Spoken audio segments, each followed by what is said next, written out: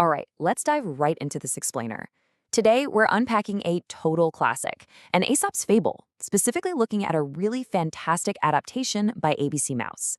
We're going to explore the incredible story of the lion and the mouse.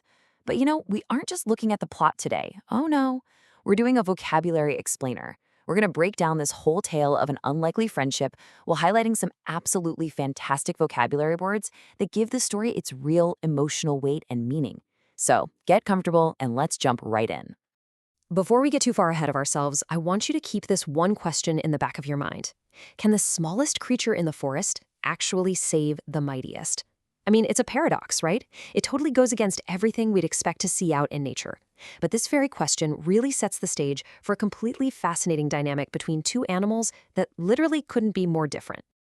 Part 1. The unlikely encounter. A mighty nap disrupted. Okay, so things escalate pretty rapidly here. In the morning, you've got this mighty lion just doing what lions do, hunting until he's completely exhausted. By midday, he's taken a nice, peaceful nap under a shady tree. Sounds great, right? Well, in the afternoon, some mice decide to take a shortcut literally right over him.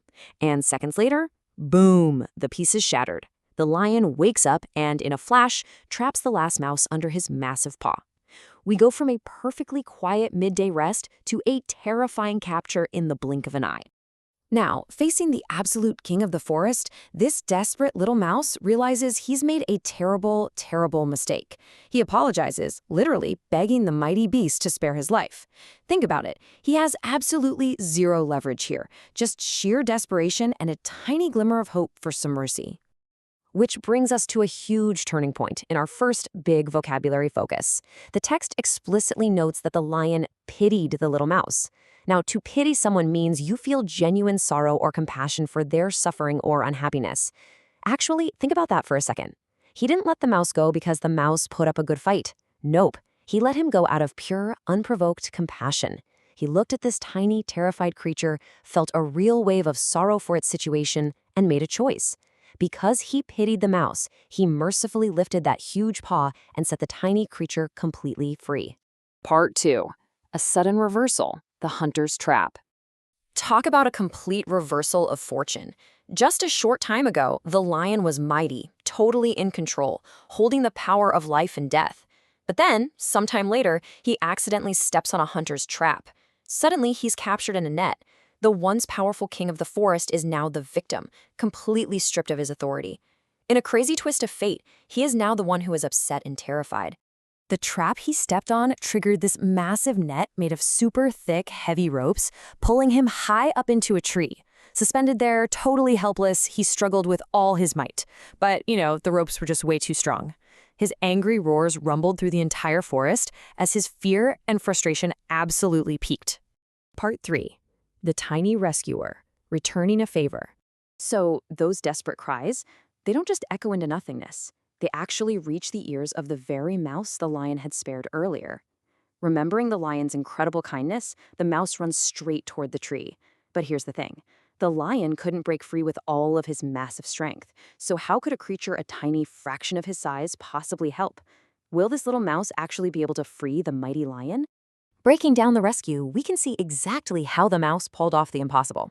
First step, he climbed right up to the trap in the tree. His small size, which was a huge liability earlier, is suddenly his biggest asset. Second, he obviously didn't have immense muscle, but he used exactly what he did have, his super sharp little mouse teeth.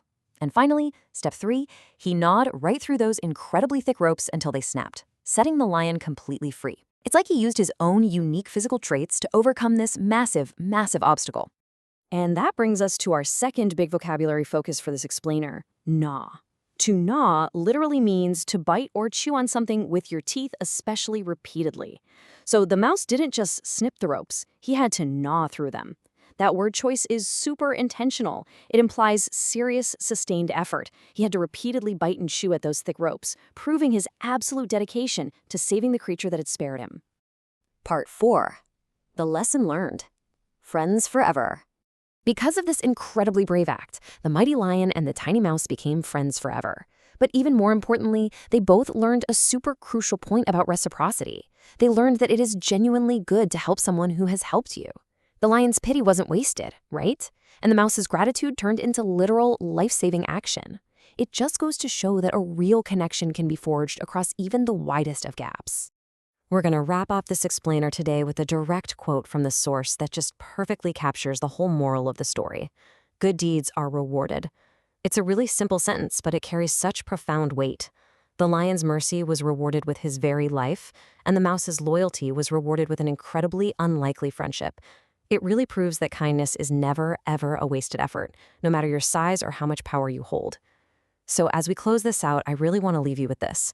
How can you take this timeless lesson of reciprocal kindness and actually apply it to your own life today? Thanks so much for joining me on this one, and keep looking for the deeper meaning in the stories all around you.